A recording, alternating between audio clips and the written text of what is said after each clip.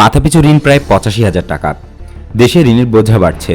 আজ যে শিশুটি জন্ম নেবে তার মাথায় ৮৪,৭৭০ টাকা ঋণের দায় চাপবে।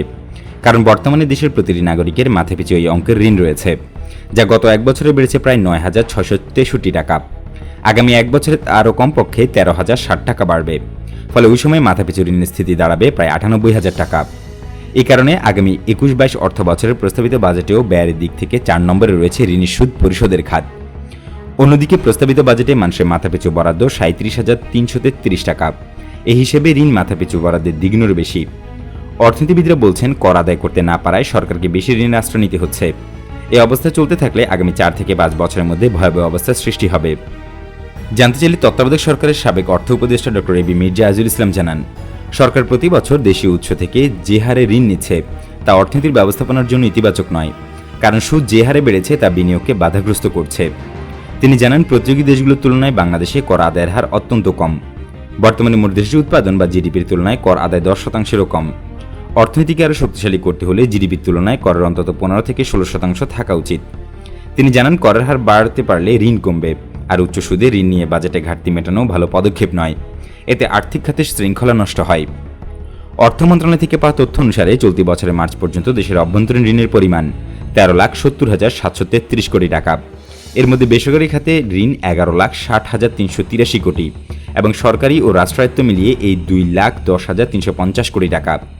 এছাড়া এই পরিমাণ ঋণ জিডিপির প্রায় ৩৫%-এর বেশি। অন্যদিকে বাংলাদেশ পরিসংখ্যান ব্যুরোর সর্বশেষ তথ্যানুসারে বর্তমানে দেশের জনসংখ্যা প্রায় ১৬,১৭,০০,০০০।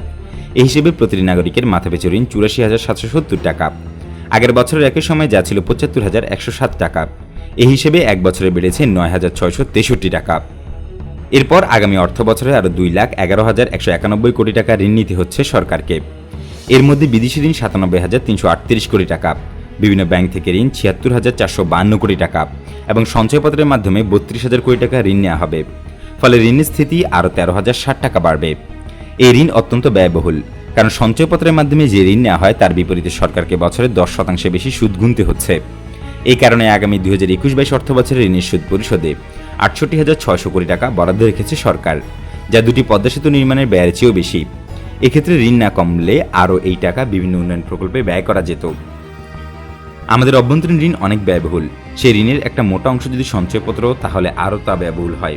সরকার ব্যয়বহুল ঋণ বেশি নিচ্ছে। এর অর্থই হচ্ছে স্বাস্থ্য ও শিক্ষার মতো অগ্রাধিকার খাতগুলোয় সরকার প্রয়োজন অনুযায়ী বরাদ্দ রাখতে পারছে না।